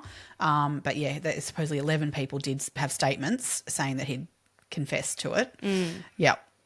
And so, again, after this arrest, 12 hours later, he comes out and his lawyer, who's also smug as fuck. That man, the look of him repulses me, that lawyer. Yeah. I can't even remember. I didn't even write down his name because he's a piece of shit too. He doesn't need a name. So he was released again because, again, the DPP said there was just not enough to charge him after that interview. Yep. It's just devastating. Jules was interviewed as well and arrested. I think that was the first time Bailey was arrested. Mm-hmm. They arrested Jules about a few hours later. Yeah. In connection with the murder because I think they thought she might have known something. She, at the time, was adamant he hadn't done anything. A couple of years later, she is quoted as saying, "I actually don't know if he did it." So in her first in her first statement, what Jules says is that night they'd been out. They'd been at a pub they'd been at a house party and then they went to a pub. Mm-hmm. And so Ian was inebriated, but so was she. And I think they were driving. Mm-hmm. Anyway. Yeah. And so anyway, at the end of the night, they go home, they have a nightcap, have a whiskey each, and they go to bed. Mm-hmm. Initially, Jules said, "Yep, he was with me all night." Adamantly, he didn't move. 100% he was in the bed all night. Yep. She later changed her statement to say that he actually didn't settle and was sort of tossing and turning, and about an hour after they went to bed, he got up. Let that sink in. The other one that she said too later on was that she awoke to him bringing her coffee. So he was up well before her. And that was at about 10 a.m. Yeah, that he brought her a coffee. Yeah. So, yeah, that he was already awake well before her. And also that originally, because she said he was in bed all night, but then she said that, oh no, he'd written an article. And at one stage he'd written that article in the cottage, and been in the house where she knew where he was, that he hadn't left the house. Yes. Another time her statement was that no, he had written that at the studio, which was about, from memory, like 300 metres down the road. Yes, it was. So a distance. So I think it was like a mile, however long that is. Well, a mile would be about that. I don't know. I don't know. I'm not good at that stuff. How long's a mile? How far's a mile? Yeah, 250 metres-ish. Is that right? I'm looking it up. 1.6 metres is 1.6 k is a mile. Oh, a mile is 1.6 kilometres. Yeah. So that doesn't sound right. No, I know it wasn't that. I think it was about 300 metres. Yeah, that 300 metres sounds right. Sorry. I have maps and I'll put them all up and you can see how far away it was. Far enough away that if he was going down to the studio, like he could have been anywhere. You wouldn't have necessarily been at the studio. If you get out of the house to the point where you were down there, you could have been anywhere. And there was also it's worth mentioning. It was like 2 to 3 kilometres from their cottage to Sophie's, a walkable distance, really. Yes. I mean, pretty rocky, hilly area, but not it's doable. Completely. Now, Murray saw this man who she later thought was Ian Bailey at the Kilfudder Bridge, and that was at like 3:30 in the morning. Yes, but she also withdrew her statement. Yeah. Eventually. Now this gets me. Yeah. This is why I was asking you about her before. Yeah. There's interviews of her when she's made her first statement, and she is adamant and I think credible. You can tell she's a reluctant witness. Yes. She doesn't want to say. Her reasoning for that was that she was out with an ex-boyfriend. Yeah, her first ever boyfriend, like a young love. She's married and everything, but she was out with someone she's having an affair. Yeah. So that's why she wanted to stay anonymous at the time. So that and to me that marries up. You're not wanting to, of course, put that up there, and so you've kept anonymous, and you don't really want to be part of this, like kind of thing. But you do have information that is pertinent to this potentially. So you've got to come forward. She also has, so after she's made this statement, and obviously we now know who she is, she's made public statements. She's been on the news telling her story. She was on like a sort of a current affair type program being interviewed and telling the interviewer exactly what she'd seen. She then has made, I can't remember how many times, but it was multiple times, she made complaints to the Garda about Ian Bailey tormenting her. He would show up at her shop. She had a shop in Skull, and he would show up and threaten her. He would threaten her family. He would stalk her. Yeah. So basically he'd follow her and just be really menacing, and he would basically say to her, you need to withdraw your statement. You don't know what you saw. And there are multiple witnesses to this. I mean, the Garda have all of the statements following that. And then, less than 12 months later, she withdraws her statement. And then she's interviewed again. And I just think I see the fear in her face. Like in that first interview, once she'd made her original statement, I found her so credible and so, I could tell in her face she didn't want to be that person, but she had to be because there was a woman's life, and the consequences of that hanging in the balance. But then when I see her interviewed where she's like, nope, I made false statements, she's so broken. Yeah. And such a diminished version of what she was beforehand. And I'm like, this fucking asshole has tormented her so badly. Yeah. That she feels like she's got no other option but to back out of this and be like, ugh, which annoys me because all you can do is say what you saw. That doesn't, that's not saying that she's saying he murdered her. Yeah. It's just saying I saw this person. You now sort that out. But that's put him in the me. vicinity of her house at the time, But that's what I'm saying. And the thing is, him being on that bridge doesn't mean that he murdered her either. It just means there was a person in the area that should be questioned and asked what they saw. Yeah. It's just a trail of that. And so she's done nothing wrong. Oh, no. But obviously he thinks that information is dangerous to him. That or this is the thing with him. I just feel like he just loves the attention and the bullshit that goes with it all too. Are you saying you don't think he did it? I don't know. We'll get to that in a sec. Where are we up to? 2002, there was actually a review put in place under the investigation because of the murder investigation because there was some criticism around how the Garda went about this. Yeah. There was, Ian Bailey had issue with how they had gone about it, but so did other people within the force too because things weren't done as they probably should have been, unfortunately. And whether that literally just come down to the fact of inexperience, but there was criticism that potentially they were focusing on Ian Bailey and maybe not looking elsewhere when they should have been, potentially. So a lot of questions went into that. So a review took place in January 2002 of that. In December of 2003 and then all the way through to January 2004, Ian Bailey took civil action against 7 newspapers for their coverage of the murder investigation. So this man went to town with all of his legal action. So he lost 5 of those actions, but 2 of them he did win. He won a total of €4,000 from each of them, one being the Irish Sun and the other being the Irish Daily Mirror, who had claimed that he had assaulted his former partner. Fact. But anyway, he won that. But the other 5 he lost. I think the reason he won that is because it had no bearing on the current case. I think it was more that they used that as a motive or as a reason. But I mean, he also hadn't been convicted of those things. That's so I don't right. think it. So as much as it's defamation because we're only going by someone's story, not going by court, actual fact in that scenario. So unfortunately, yeah, he did win those 2 cases, but the other 5 were dropped because they did report facts that that we knew. But that was not where he left all his court actions. So he was. But the thing is, relentless. This actually became like a mini murder trial because they had all of the same witnesses. Like it actually became detrimental to him because there were witnesses that contradicted almost everything that he was saying. Yeah. And so in the court of public opinion, which I know that's not what the purpose of this was, the purpose for him was, I think he thought he'd be able to win all of these actions and be like, oh, sweet, see, you are all idiots, you don't know what you're talking about, and it would clear his name. Actually, in fact, the opposite happened. Yeah.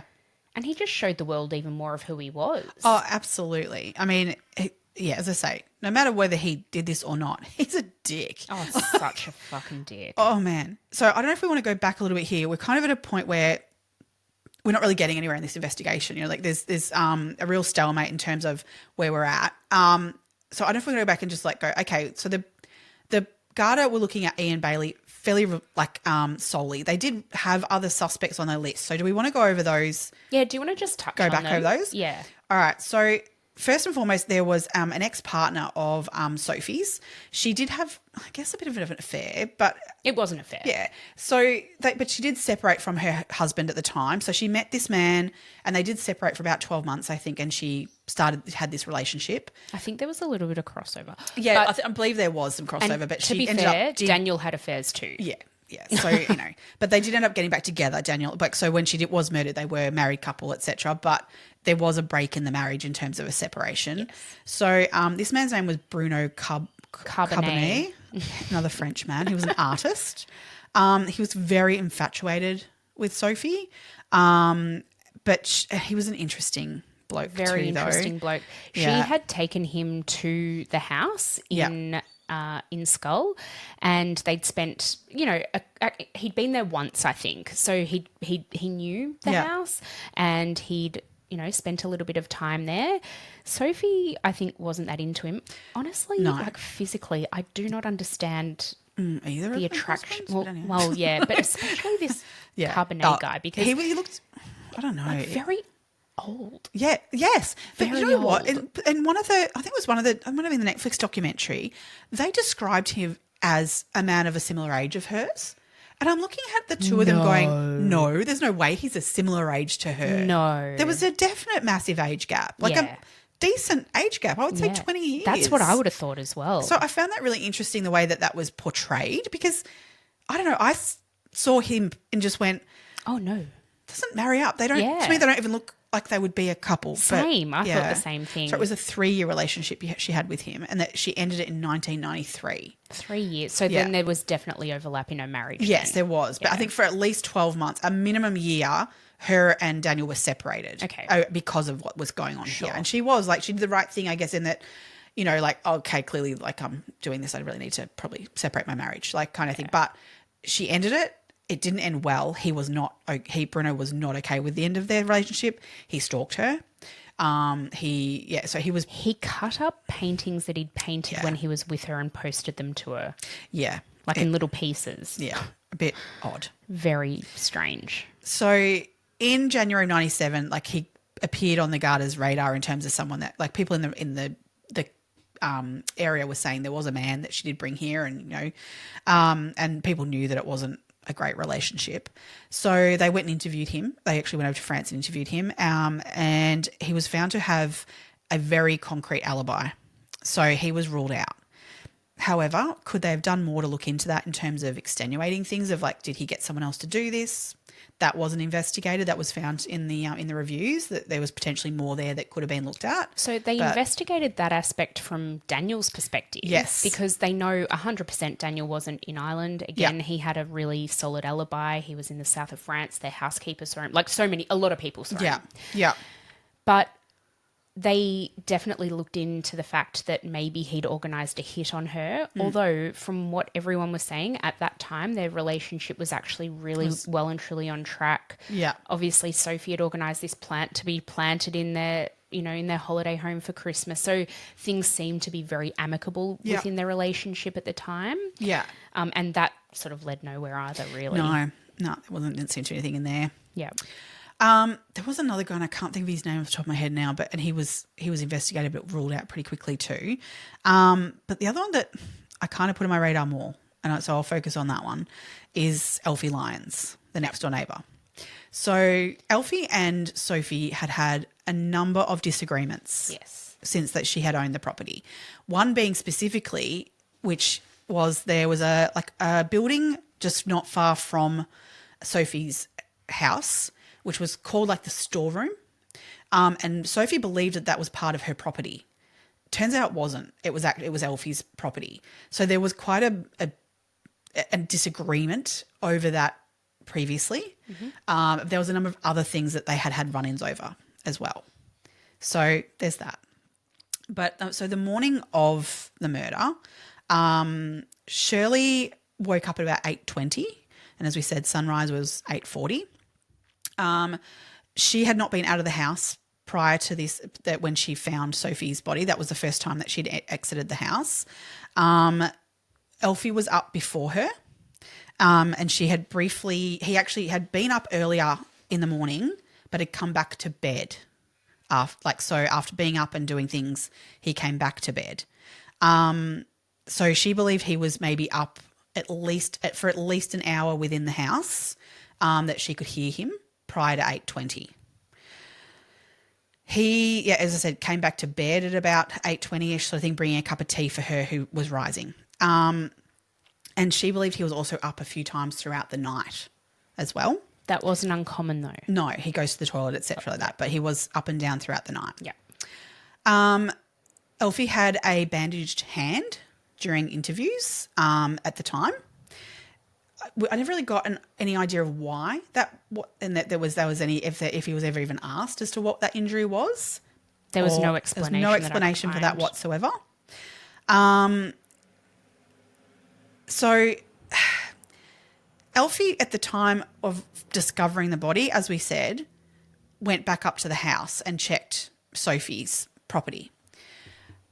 We don't know, as we said, about whether or not this murder occurred at the gate, solely, or whether there was anything that happened at the house first and then brought it to the gate, or what happened, because, as we say, there was blood on that door. Or even how Sophie's blood got there. How did Sophie's blood get there? Now, the other thing is worth mentioning is that the way you would approach Sophie's house and go from Sophie's house to Elfie's house is that you would go around past this door that you wouldn't see from entering the property. Mm-hmm. So someone who knows the property would have been at that door. Mm-hmm. Someone who didn't know the property would not have even gone anywhere near that door.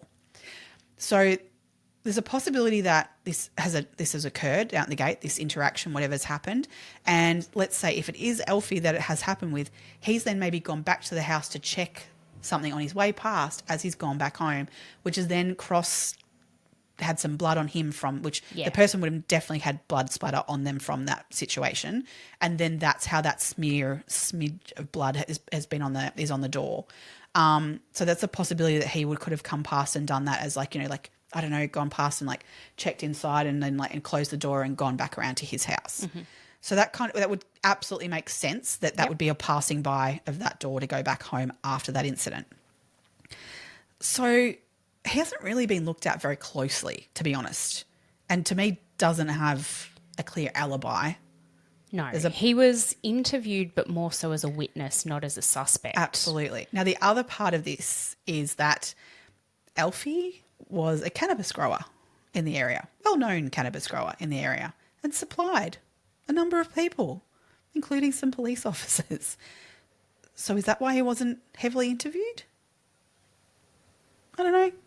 Could they have found another cannabis grower if he was put in jail? Because I looked at, that's right. I think he wasn't the only one. The only one. I'm not going to say that. But yeah, so I don't know. To me, there's some question marks over him that haven't been looked at close enough. I'd agree with that. Yeah. And I think when I think about the blood on the outside of Sophie's house, that certainly piques my interest and I think should have been investigated more thoroughly and wasn't. The other thing that gets me, though, is that in terms of exhibits taken from the crime scene, so you mentioned the gate, right? Yeah. There was so much blood on that gate and likely blood from the perpetrator, because the perpetrator would have had cuts on their hands from this barbed wire and bramble. Yes. That gate, which was removed and taken for forensics, was lost. I'm sorry, what? Yeah. Never been found again. No. Nobody knows where this gate is. I don't know. And it's not a little gate. It's a big farm gate. Like a 6-foot long gate. Yes. Like bigger than that potentially. Like it's a 14-foot gate. Yes, it's massive.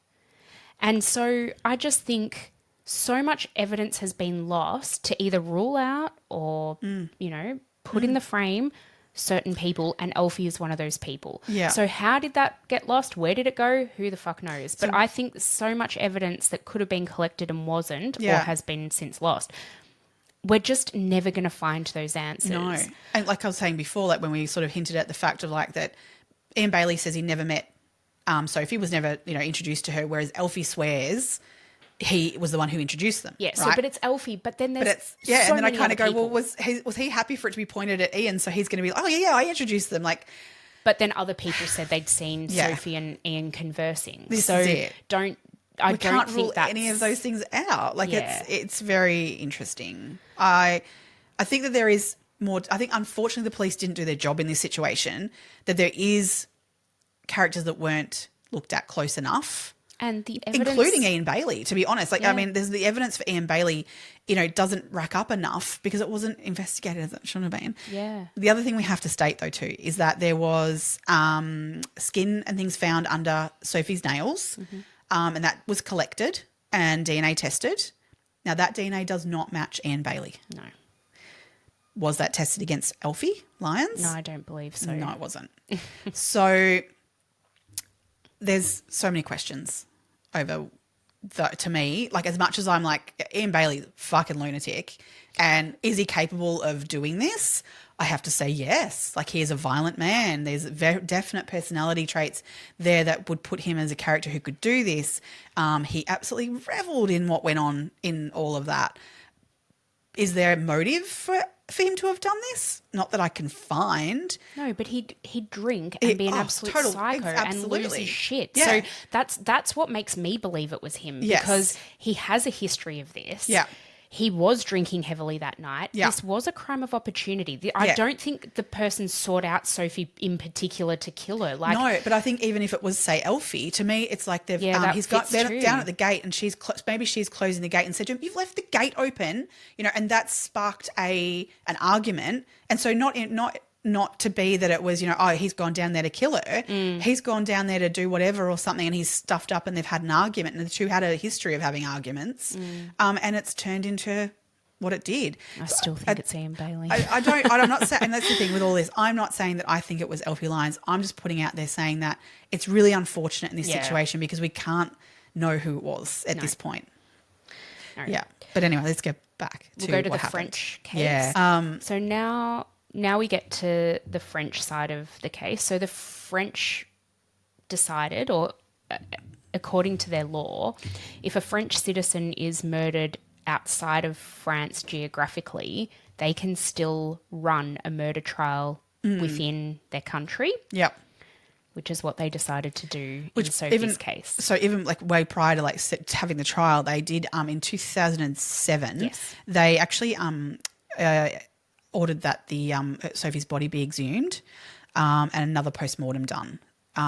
Following that, from that, what they found there, they then also did a further investigation and a review of the investigation from the French side, not just – so previously it was the Irish side of things, but this is purely the French doing their own investigation of it all.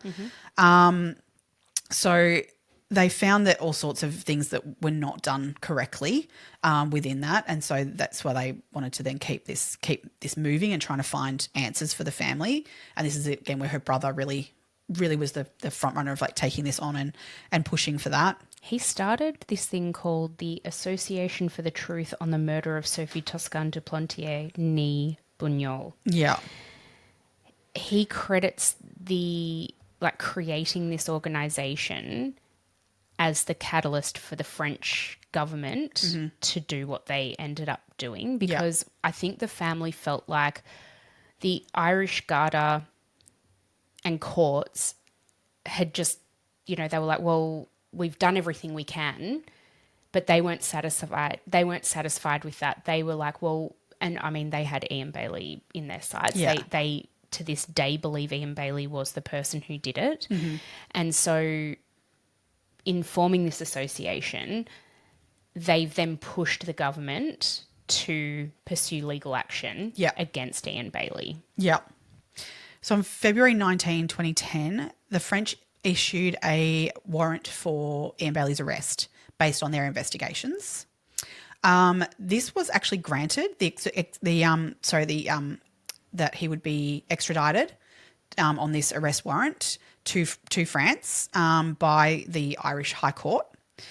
However, Ian Bailey, of course, as he does, took it to the High Court of Ireland, and he took it to the Supreme Court. He appealed it to the Supreme Court, and unfortunately, it was he won that appeal. They had the grounds to say no, we're not going to extradite him, and so therefore he wouldn't be handed over to the French for an arrest. It wasn't until 2019 they actually decided in France to, as you were saying, move ahead with a trial in absenteeism of Ian Bailey, the person they were going to prosecute, or that's it at the point. So, which is really unusual. I mean, very well. Actually, apparently not. There was precedent for this. Yeah, but it's not like it's overly common though. It's not something they do all the time. It's certainly not the first time that they prosecuted an international suspect in absentia. Yeah. So he was actually sentenced as well to 25 years in prison in a French federal prison. Yeah. Which, again, the Supreme Court upheld their no extradition decision. And so Bailey just basically got to live out the rest of his life in Ireland. Yeah. And he actually died on the 21st of January in 2024, aged 66, from a heart problem he had a heart attack and died. Yeah. Nothing overly interesting. No. But Sophie's family were kind of disappointed at the fact that he's now passed, because to them, I think they were hopeful that at some point they would see him in prison. Yeah, or at least a conviction from an Irish court, to be honest. That would even still with him being dead, to be honest, would be, satisfying if that's what, if that's what happened, you want him held accountable. Absolutely, you would want him held accountable. Yeah, but I just don't know if we're ever going to get those answers. So in 2022, they announced a review of the new cold case investigation into it. And unfortunately, there's just not a lot that's come out of that. They've done DNA testing, further DNA testing, obviously between, since 1997, to now. DNA testing has certainly advanced, absolutely. But there's just been nothing found yet that links anything. And so they can definitely find more DNA, but as we said, it wasn't nothing linking Bailey to that degree, like DNA, etc., has been found at the scene. Yeah. So it does leave a big question mark over. Look, it does. I personally think that on the balance of probability that Ian Bailey was responsible. Obviously, I don't have any facts to prove that. It's just a gut feeling, and that's just what I think has actually happened. I mean, I think, if you sort of look at who he was as a person, you can certainly go, he fits the profile of someone who could do that. However, being a dick doesn't actually make you a murderer. No, I know. And in the same time, we've talked about a lot that, the fact is, you can be the nicest person you've ever met and they can turn out to be the murderer. And the person who, rubs you up the wrong way and does some really oddball things and is really an a-hole can turn out to not be the murderer. Yeah. Look, I understand that, but I don't know. I've just gut feeling maybe. I'm not sure. I guess on this one, I come and something, I think it was actually on Crime Analyst that I heard this say this, that I kind of went, that's where I'm getting this vibe again from this, is the staircase vibe. Yes, it and totally Michael is. Peterson. Yes. Because to me, this whole case is there seems to be a clear person who's done this, but we have no evidence for that person. And could it be a fucking owl? Well, oh my God. So this is, oh my God. So this is actually the bit that I wanted to bring up that also relates back to the staircase. This is great. What animal is picking up a cinder block? Sorry. Oh no, wait for it. Oh, what? Wait for it. This is absolute gold. Oh my God, bring it. So there is a man who believes that Sophie died from a horse attack. And that the block, she actually fell. So this is his theory. Okay. She's woken up in the morning. Yep. She sees a horse out her window. Yep. And she goes out to the horse to feed it or to say hi to it. And that's why she's got her boots laced up, because she had time to do that. Yep. Don't know why she didn't have her dressing gown on. But But you anyway, can imagine look, that if she's just thrown that over her shoulders, that could just literally I guess. fall off you Okay. in any kind of attack. I did think that myself, like how does that come off in that kind of thing, with it being a human, not necessarily a horse. But yeah, if it's just draped over you, it could just fall off you in the middle of a frenzy. I guess. Maybe. And this horse is not like the cut of Sophie's jib and has chased her. And apparently horses can be quite aggressive. Oh, yeah. And has attacked her, and she's fallen on the concrete block. But it doesn't explain so many other things, like the blood on the house, the blood on the gates even. Because But see, did Alfie put that there when he's gone to the body and then gone to the back door to go, hey, is Sophie home? But wouldn't we know that? Wouldn't Alfie have said, oh, I must have had her blood on me and I've touched that? But this is the thing. He wasn't investigated or asked those questions. Yeah, I guess. But wait a minute. Can I just tell you why this guy thinks that this theory is valid? Okay. There was a Swedish case where a woman was killed down by a lake. Right. She and her husband had had a lot of issues, like as in issues within their marriage. There was a lot of abuse, physical and emotional abuse. And so when this woman's body was found, the police automatically went, well, the husband who's got a history of abuse has done it. Yeah. When the Swedish police so the husband was arrested. Yeah. In investigating this woman's death, what they actually found was all over her, there was elk fur and elk saliva. So now, I'm having owl feathers. I know. I know. Yep. What actually happens is around this lake, there are a lot of apple trees. Right. The apples fall to the ground. Yep. And the elk eat the apples. But the apples have fermented a little bit. And so the elk get drunk from eating the fermented apples. Yeah. And when they're drunk, They're nasty. they're really aggressive. Checks out. So what they actually were able to prove in this instance was this Swedish woman was not murdered by her abusive husband, was actually murdered by a drunk elk. That's not funny, but that's funny. It's not funny. It's not funny, but it's so funny. And it's so reminiscent of the bloody owl theory in the staircase. And the horse theory now for Sophie. Yeah.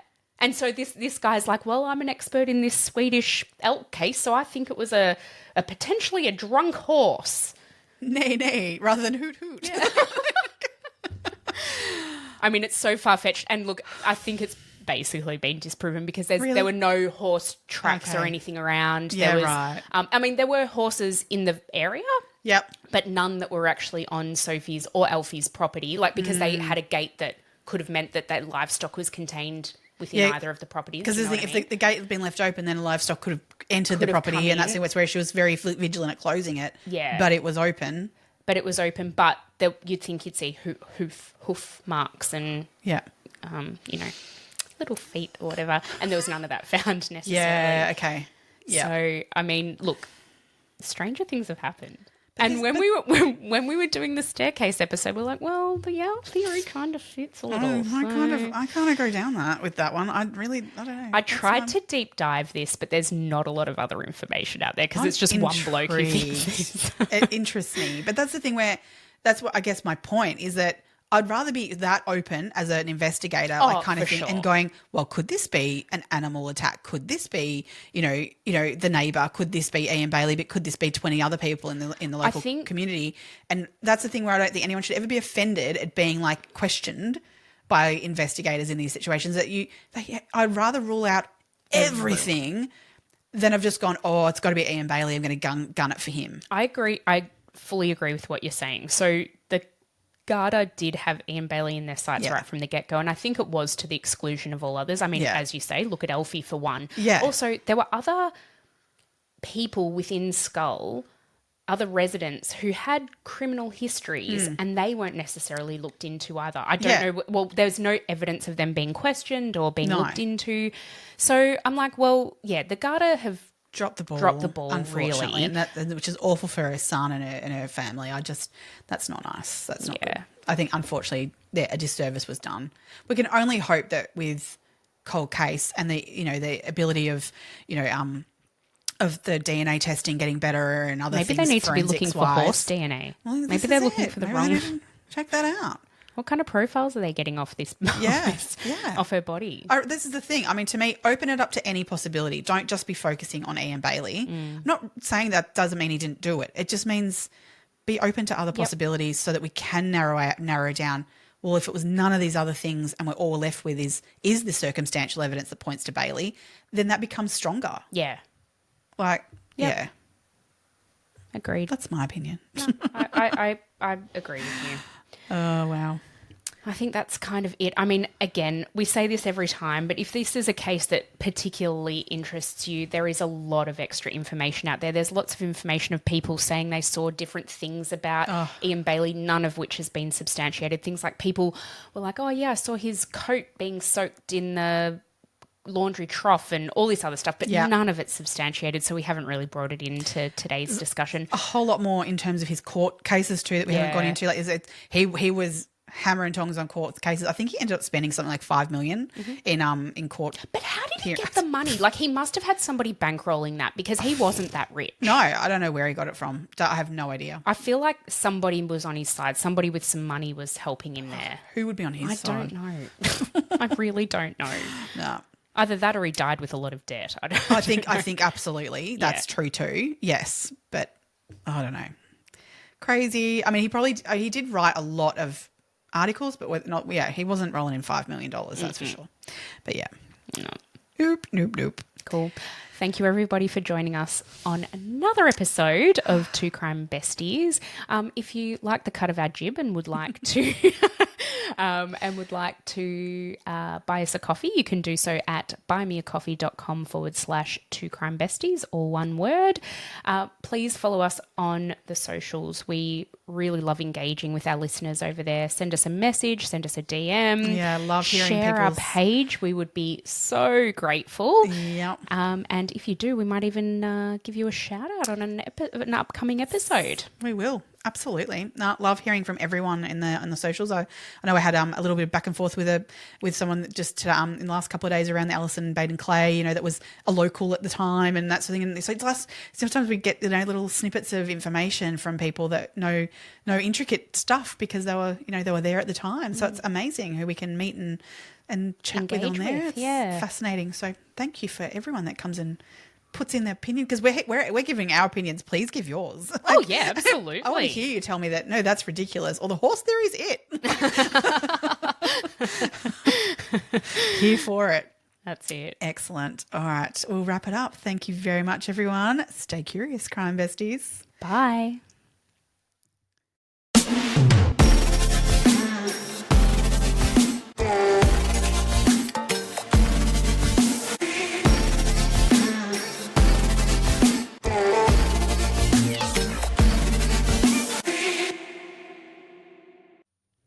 Welcome back to... Should we clap? Oh, yeah. So profesh.